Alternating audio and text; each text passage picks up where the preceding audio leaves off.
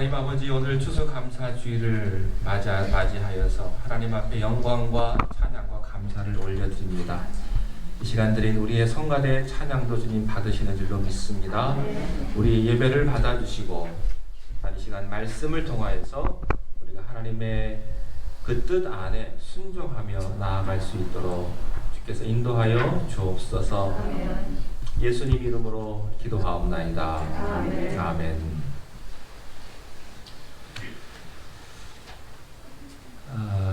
사람이 가진 언어 가운데 감사보다 더 위대하고 감사보다 더 축복된 말은 없을 겁니다. 특별히 우리가 참된 그리스도인이라고 한다면 감사하고 또 감동하는 그런 마음이 가득 차야 될 줄로 믿습니다. 진짜 감사는 어떻게 생기는 것일까?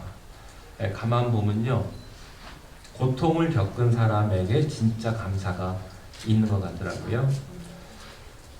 고난의 그런 환난의 폭풍우를 견뎌낸 사람, 그 길을 통과한 자에게 참 감사가 있는 것 같습니다. 그래서 시련이나 또 고난을 모르는 사람은 감사의 깊이, 감사의 축복을 잘 모르는 것 같습니다. 죽을 뻔한 사람, 이제는 내가 끝장났다고 생각하는 사람, 그 사람에게 정말 감사가 있습니다. 진정한 감사는 고통 후에 있는 것이고요, 진정한 감사는 은혜 안에 있는 거예요.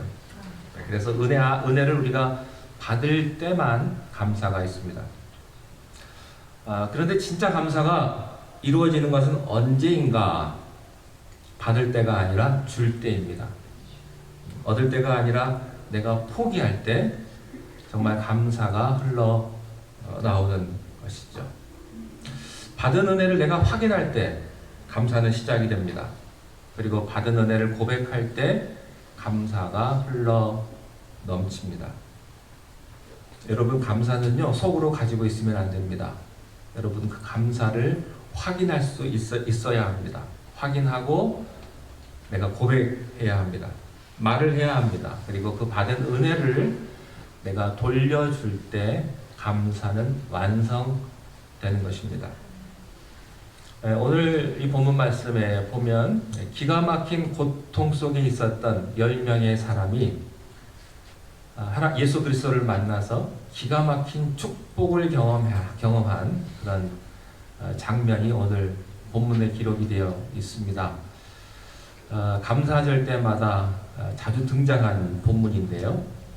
우리 누가복음 17장 11절부터 13절까지 말씀을 함께 한 음성으로 한번 읽어보겠습니다. 11절입니다. 시작.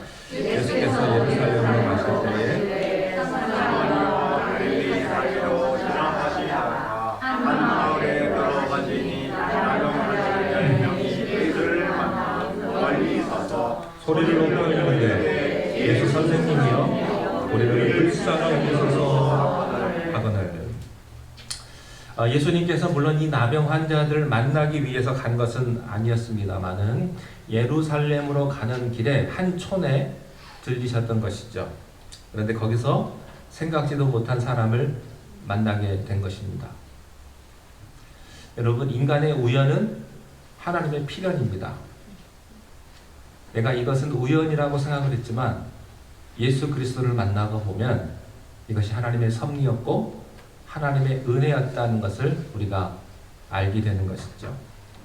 이 나병 환자들은 예수님을 만날 가능성이 전혀 없었습니다. 그런 희망이 전혀 없었습니다만 어느 날 어느 한순간에 예수님을 그들이 만나게 되었습니다. 이 10명의 나병 환자들은 어떤 사람이었나? 오늘 말씀은 간단하게 아주 간결하게 표현이 되어 있습니다만 짧은 문장으로 농축되어서 표현되어 있습니다. 그렇지만 이 안에는 놀라운 엄청난 사건이 이 안에 녹여져 있는 것이죠. 여러분, 10명의 나병 환자가 집단적으로 그곳을 배회하고 있었다. 여러분, 문둥병은 전염병이라고 저주받은 병이라고 생각을 했습니다. 문둥병, 나병, 한센병 다 같은 말인데요. 이건 사실 전염병입니다. 우리가 코로나 바이러스도 전염병인데 이 나병도 이 나균이라고 하는 이 균 때문에 전염이 되는 거죠. 그래서 양성을 가지고 있으면 이게 전염이 됩니다.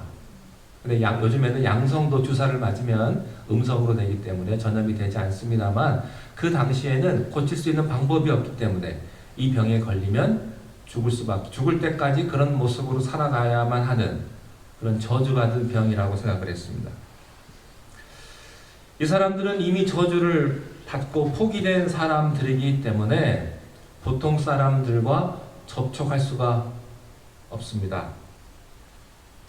혼자 살자니 너무나 두렵습니다.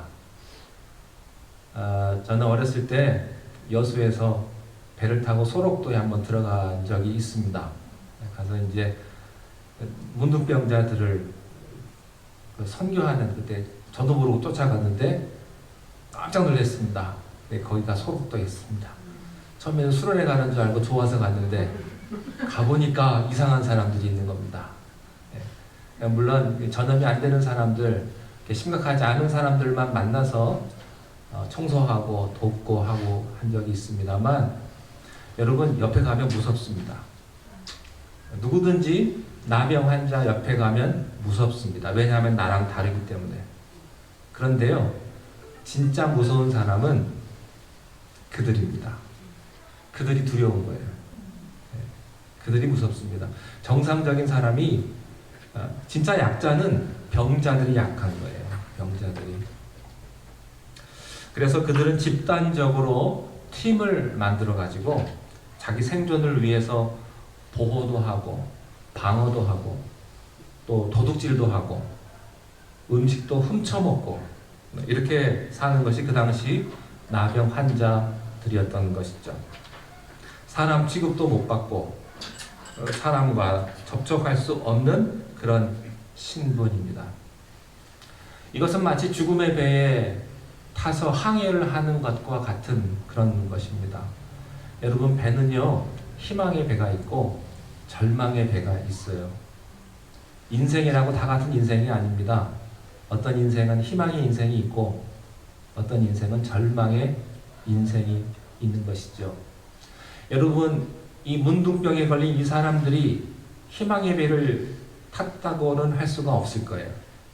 그 당시 사회나 그들의 마음에 감정이입해서 그들을 생각해 본다면 이들은 절망적인 죽음의 배에 탈 수밖에 없었다. 희망이라고는 하나도 찾아볼 수 없는 그런 사람들입니다.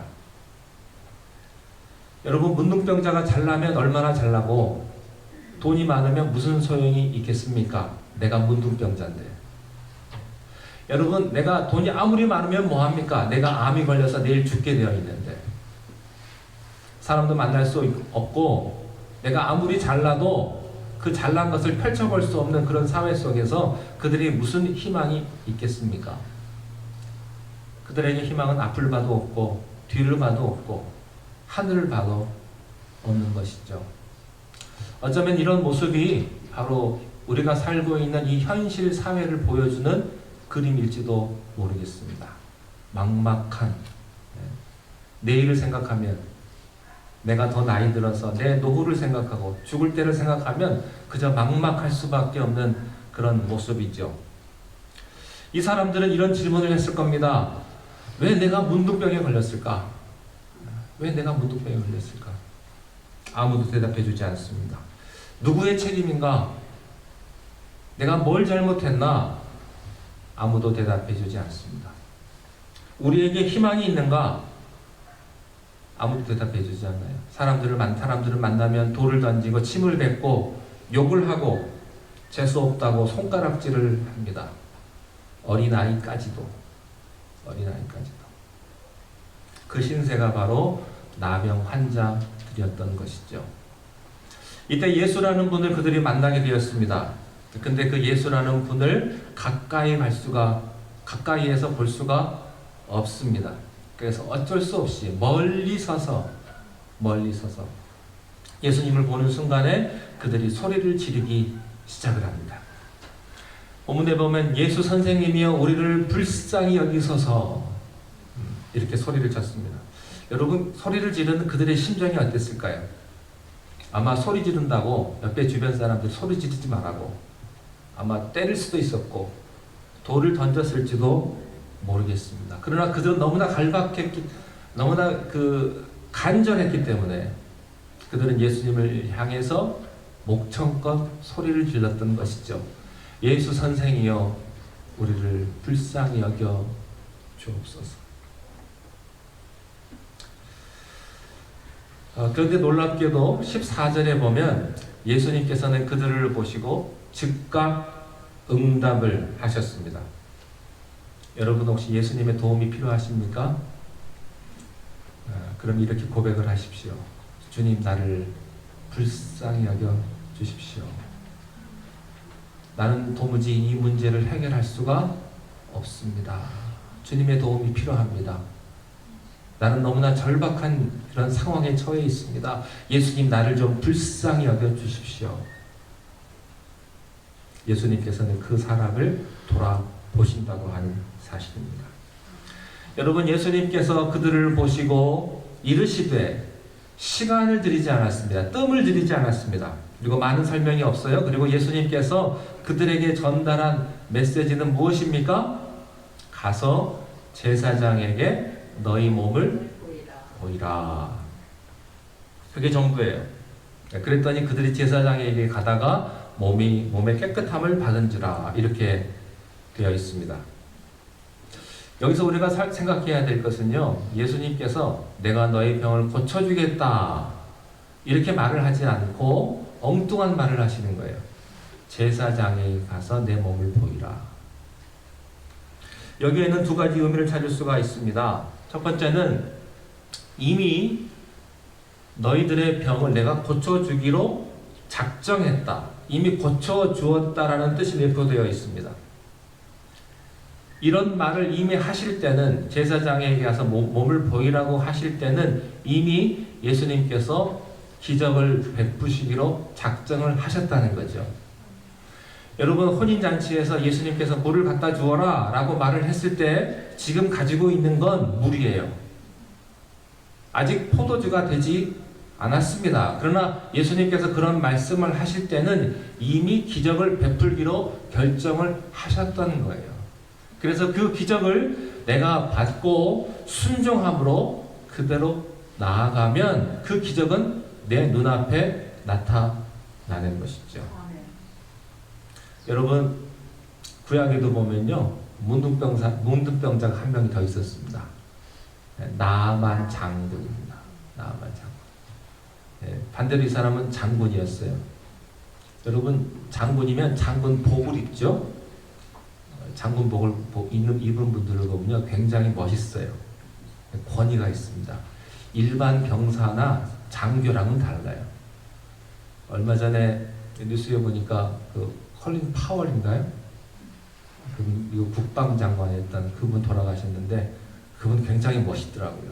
연세가 들어도 군복을 딱 입고 장군복을 입으니까요, 굉장히 멋있어요.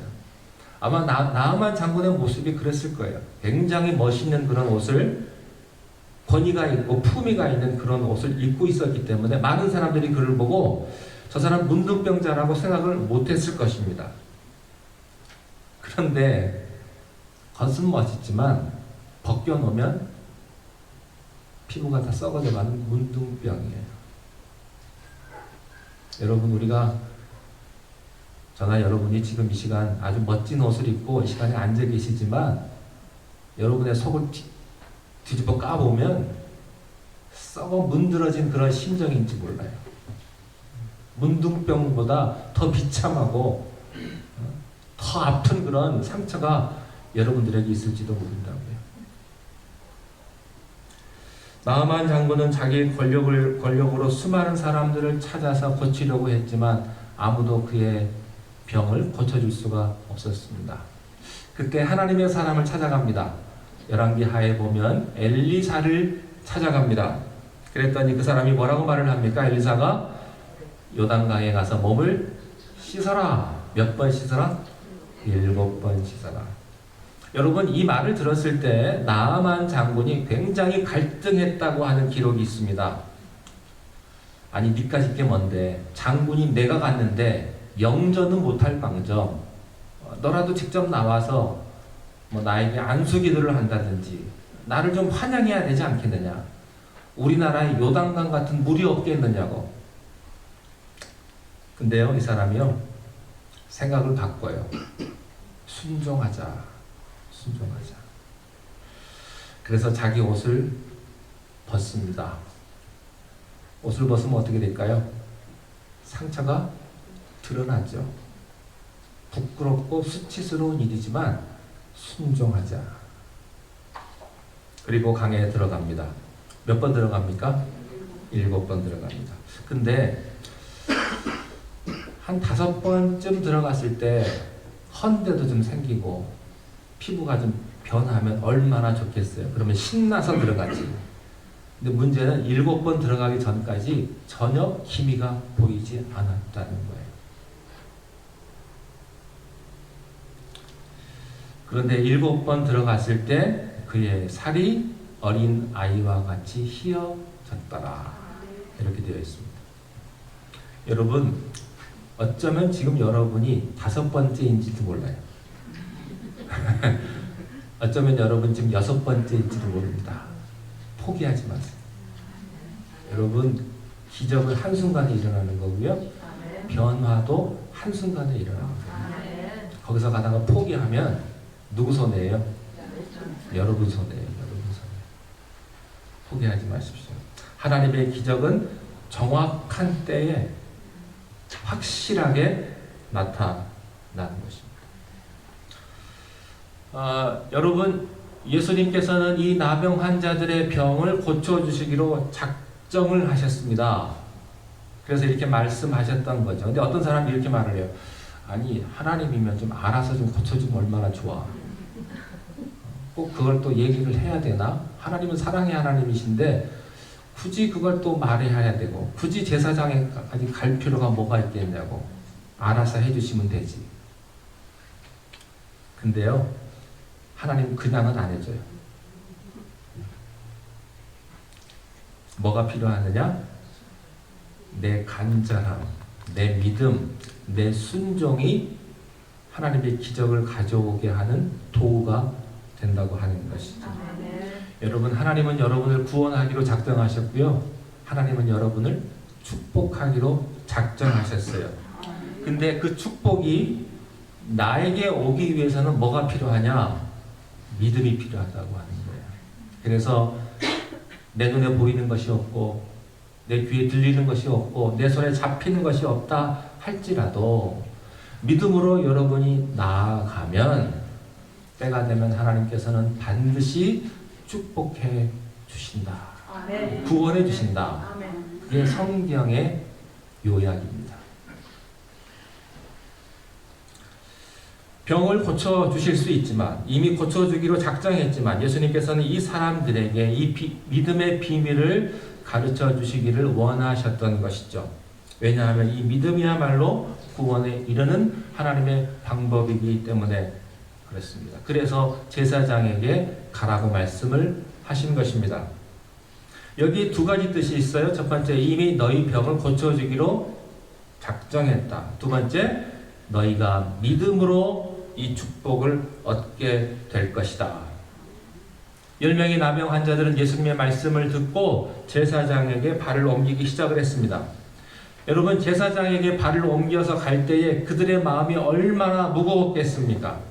얼마나 힘들었겠습니까? 별의별 생각이 다 들었을 거예요. 갔는데 안 나오면 어떡하지? 갔는데 제사장은 나에게 뭐라고 할까?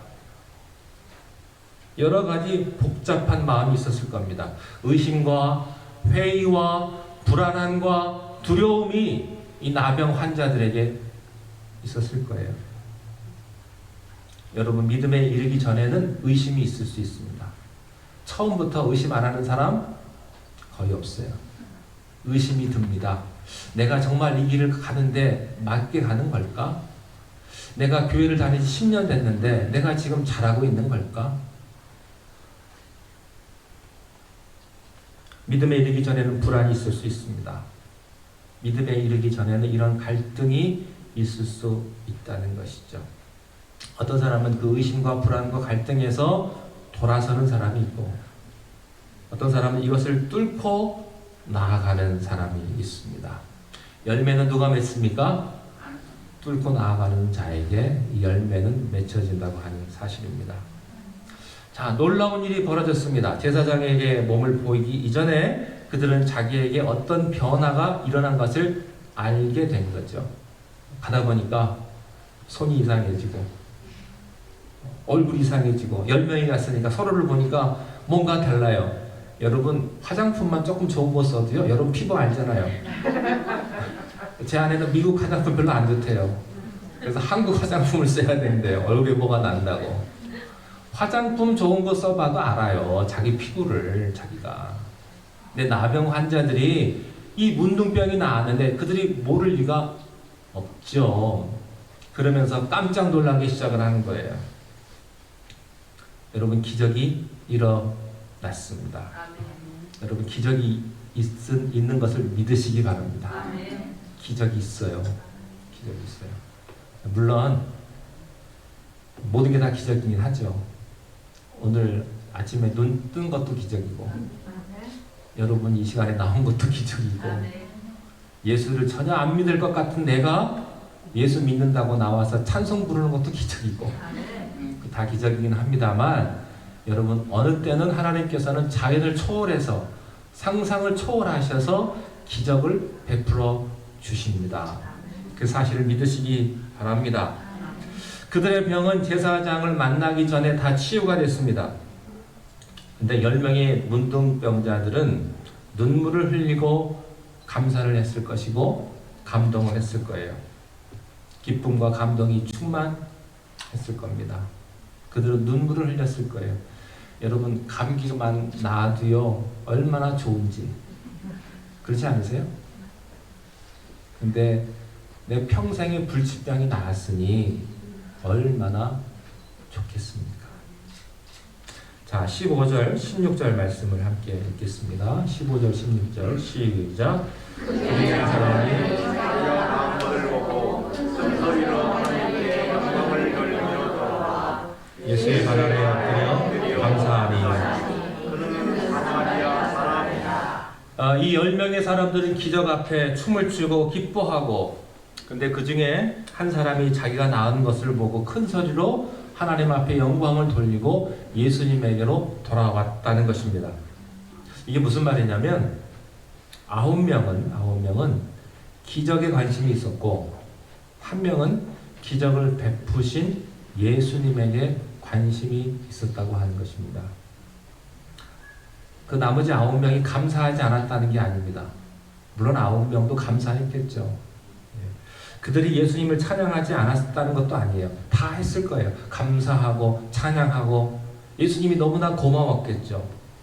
근데 그 사람들은 기적에 관심이 더 있었다는 것입니다. 가끔 사람들을 보면요, 결혼할 때 그 사람 좋아서 결혼하지 않고 그 사람 배경 좋아서 결혼한 사람들이 가끔 있더라고요. 학벌, 재산, 직장 보고 뭐 다 거기서 거기지 뭐 그러고 사는 거지 뭐 그러고 그 사람하고 결혼해요. 제가 그런 분도 봤어요. 미국에 이제 남자가 미국에 사니까 한국에서 잘 알지도 못하는데 시집 와가지고 미국 산다니까 굉장히 뭔가 다른 인생이 펼쳐질 줄 알았나 봐요. 왔는데 웬걸 미국 와서 사는 것도 녹록치 않거든요. 고생하고 힘들고 맨날 드레스 입고 파티하면 얼마나 좋겠어요. 케이크 자르고. 그런 거는 그렇지 않아요. 근데 좀 고생하고 같이 힘들고 같이 땀 흘리고 노력하면 좋은 날이 올 텐데 그걸 못 참는 거예요. 그리고 도망을 가요. 그런 사람 여러 봤어요. 왜 그래요? 그 사람 보고 결혼한 게 아니거든요. 그 사람 배경 보고 결혼한 거거든요.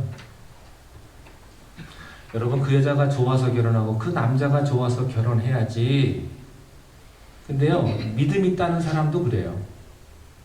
예수 믿는 사람도 다를 바 하나도 없더라고요. 그러니까 여러분, 그 여자가 좋아야지 그 여자의 재산이 좋으면 안 됩니다. 우리는 하나님이 좋아야지. 하나님이 주시는 축복만 좋아해서는 안 돼요. 네, 그게 큰 오산입니다. 여러분, 하나님께서 주시는 기적과 축복이 좋습니까? 아니면 하나님이 좋습니까? 하나님이 좋아야죠. 하나님. 외양간에 소가 없고 밭에 소출이 없을지라도 나는 누구로 인하여 기뻐하리라? 여호와로 인하여 기뻐하리로다. 내가 병들었어도, 내가 실패했어도, 내 계획이 다 무산됐다 할지라도, 그랬다 할지라도 나는 하나님이 좋습니다. 그게 감사예요. 그게 감사. 여러분이 기적을 좋아한다면 그 기적 끝나면 끝나는 거예요. 그러나 기적을 주시는 하나님께 감사한다면 기적은 계속 될 겁니다. 여기 한 사람은 기적 자체도 좋았지만 기적을 베푸신 예수님을 생각을 한 거예요. 그래서 야, 내가 그분에게로 돌아가야지. 그래서 그분에게 감사하다고 꼭 한마디 해야지 했던 것이죠. 9명은 기적에만 만족을 했고 축복에만 만족을 했습니다. 그러나 여기 한 사람, 그는 예수님에게로 돌아왔습니다. 그리고 예수님 발 앞에 무릎을 꿇었습니다. 여러분, 그게 예배입니다. 예배. 바쁜데 집에서 온라인으로 예배 드리지 뭐하러 교회까지 오셨어요? 편하게 잠옷 입고 예배 드리면 되지. 요즘 코로나 시대에 온라인 예배도 많이 보는데 굳이 옷차려 입고 시간 들여서 가스값도 비싼데 뭐하러 여기까지 오세요? 근데 감사는 그게 아니라는 거예요. 내가 시간도 드리고 내 노력도 드리고 내 물질도 들여서 내가 땀 흘려서 하나님 앞에 가는 거예요. 여러분, 이 자리에 나와 있는 것만 예배가 아니에요. 여러분이 집에서 준비하고 시간 들이고 멀리까지 오는 게 다 예배예요. 예배. 하나님은 그 모든 것을 다 보시는 것입니다. 마음속으로만 감사하는 것 가지고는 안 됩니다. 감사는 표현해야 합니다. 자식이 부모한테 감사하지 않는 자식이 어디 있겠습니까? 그렇지만 표현해야 합니다. 감사는 그 사람이 알게 해야 합니다. 입으로 말하고 확인해야 합니다. 그때 감사는 축복으로 변하는 것이고 완성될 줄로 믿습니다. 기도하겠습니다.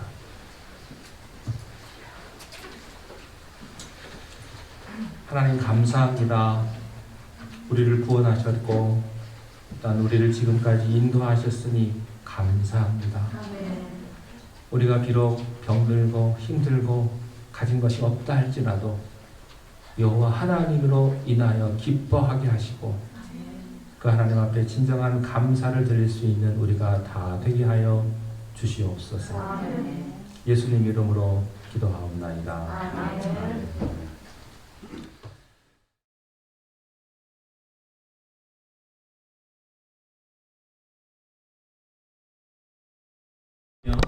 지금 그리스도께서 구원해 주심을 믿습니까?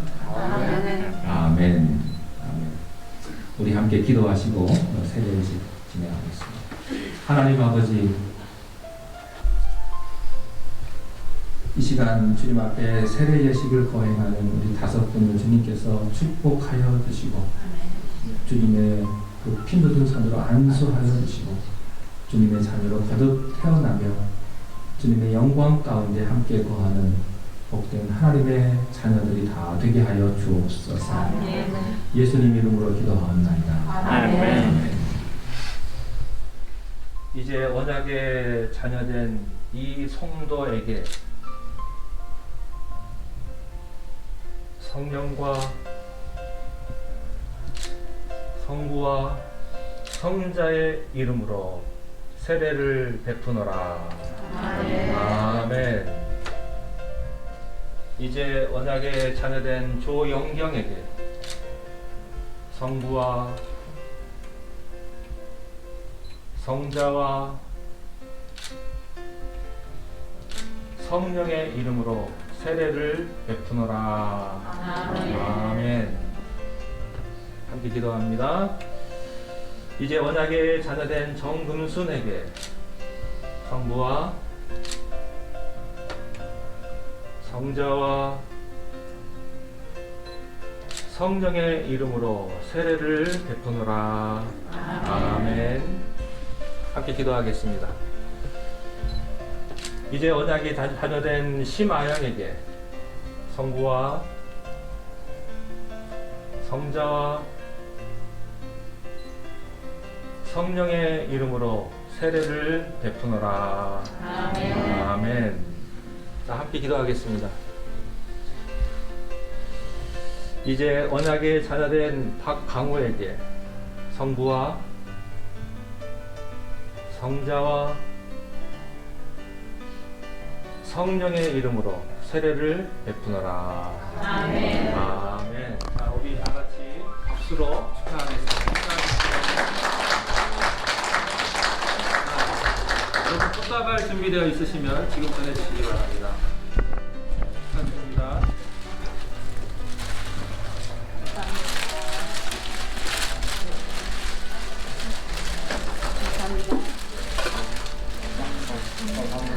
축하드립니다. 자, 받으시고 잠깐 쓰세요. 꽃다발 들고 사진 한 장 또 찍겠습니다. 다시 한번 쓰시고 저기 앞에 가서 좀 찍어주세요. 5분 다 같이. 저도 좀 나오게 찍어주세요. 다 같이 박수로 축하드립니다.